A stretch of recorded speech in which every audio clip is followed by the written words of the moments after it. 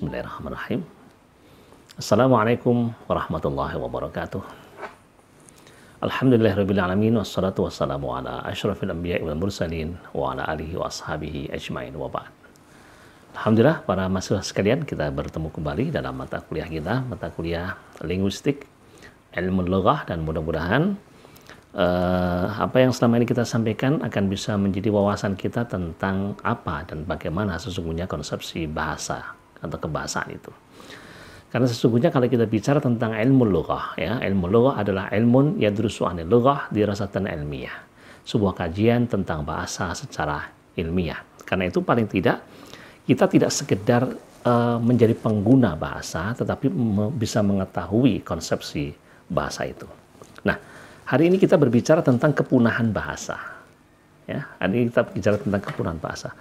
Pada pertemuan kita sebelumnya, kita sudah pernah berbicara tentang perkembangan bahasa. Ya. Perkembangan kemudian menuju kepada pergeseran bahasa. Ya, dan bagaimana upaya konservasi pemertahanan bahasa. Sampai di situ. Kita akan ulang sekilas lagi tentang hal-hal itu. Jadi kalau nanti boleh kita simpulkan, ya, jadi yang akan terjadi pada bahasa itu, satu, bahasa akan mengalami sebuah perkembangan, itu otomatis, ya. Bahasa mengalami perkembangan karena orang pergi ke sana, hijrah ke sana ke sini, menyebabkan bahasa dia berkembang, ya. Tetapi perkembangan bahasa sekaligus atau otomatis akan menyebabkan mengalami sebuah pergeseran. Karena mana bahasa yang dianggap nanti lebih penting dari yang lain, maka yang tidak penting akan termarginalkan, akan ditinggalkan. Apalagi nanti kemudian akan terjadi suatu perubahan bahasa. Perubahan bahasa adalah tingkat yang ketiga, barulah nanti akan terjadi satu kepunahan bahasa. Dan itu sesuatu hal yang tidak mustahil terjadi pada bahasa kita. Bahasa apapun saja.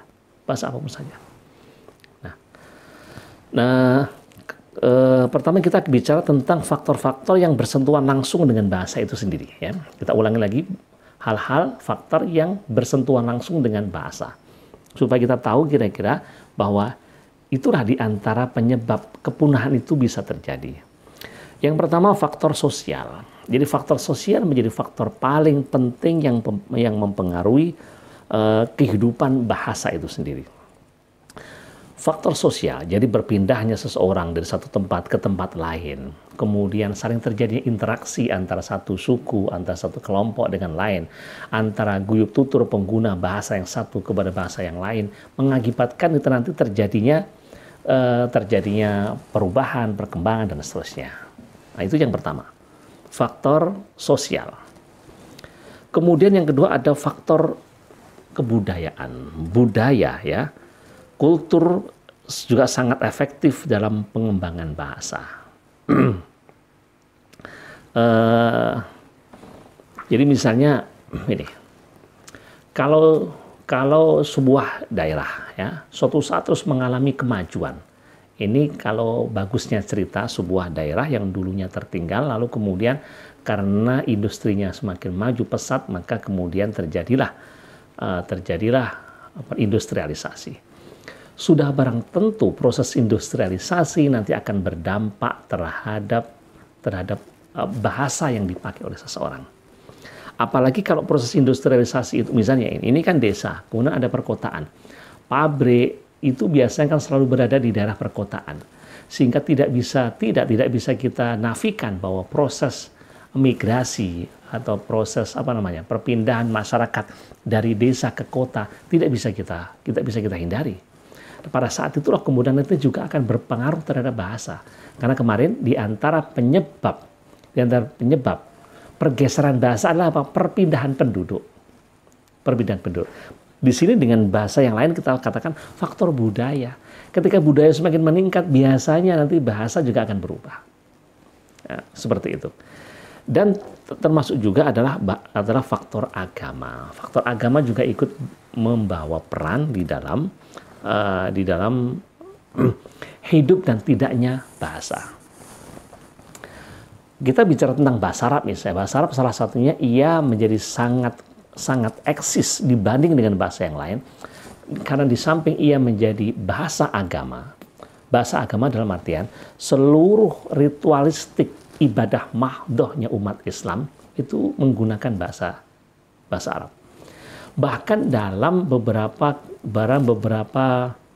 tuturan ibadah yang sunnah saja, itu para ulama sudah memberikan tuntunan, tapi tuntunannya juga dalam bahasa Arab. Misalnya dalam niat.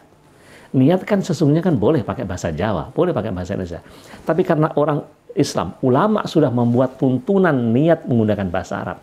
Usolli fardhu subhi rak'ataini mustaqbilal qiblati adaan ma'muman lillahi ta'ala.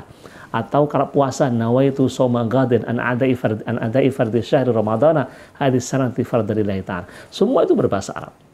Maka kemudian dari situlah bahasa Arab itu bisa diperkuat. Nah, di samping kemudian keberadaan Al-Quran dan hadis Nabi SAW itu yang paling utama menjadi pengokoh bahasa Arab. Nah, ketika Al-Quran Allah mengatakan bahwa laqad anzalnahu Qur'anan Arabiyyan la'allakum ta'qilun. Aku jadikan ia bacaan yang berbahasa Arab supaya kamu bisa memahami. Artinya bahwa memang Quran sebagai sebuah kitab bacaan yang memberi petunjuk ditulis dengan menggunakan bahasa Arab. Dan ketika secara keyakinan agama kita bahwa Al-Quran tidak mungkin hilang, Al-Quran tidak mungkin lenyap, maka otomatis bahasa Arab sebagai bahasa yang dipakai oleh Al-Quran tidak mungkin akan lenyap. Nah, seperti itu. Ini faktor agama. Ada faktor politik. Jadi kekuatan politik suatu negara sangat menentukan kekuatan bahasanya. Dulu kita pernah dijajah oleh Belanda dan mbah-mbah kita dulu biasa menggunakan bahasa Belanda, ya.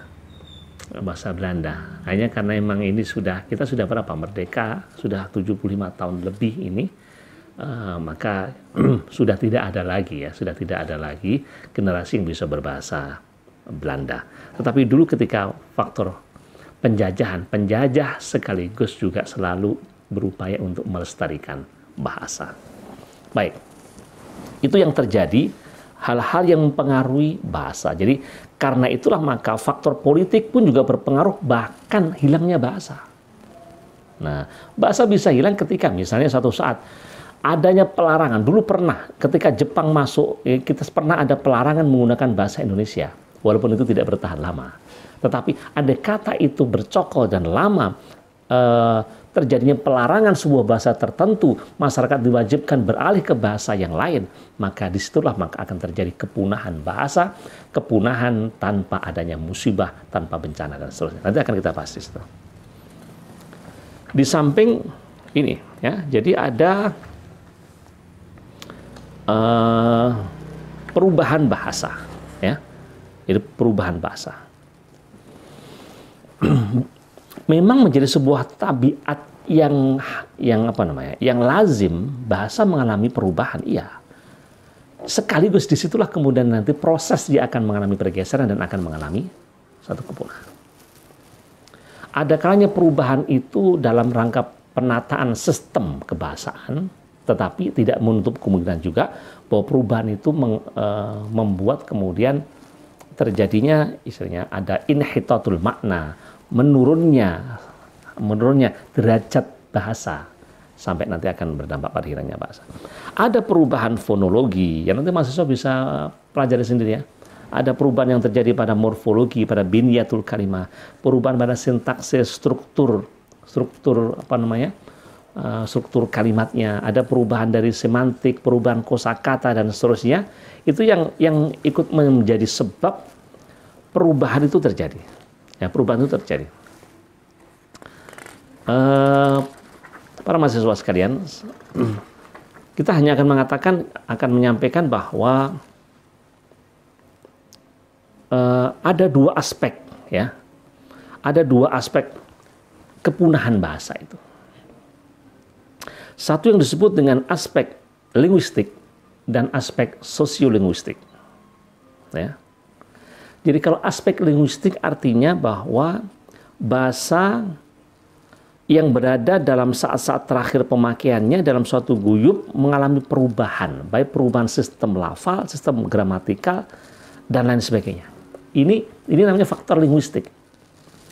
Jadi kalau tadi kita sebutkan bahwa bahasa mulai tercampur oleh kehadiran bahasa yang lain. Ini sesungguhnya lebih kepada faktor linguistik. Ya, perubahan linguistik berdampak terhadap nanti proses kepunahan itu. Tapi ada juga faktor sosiolinguistik. Ya, faktor sosiolinguistik.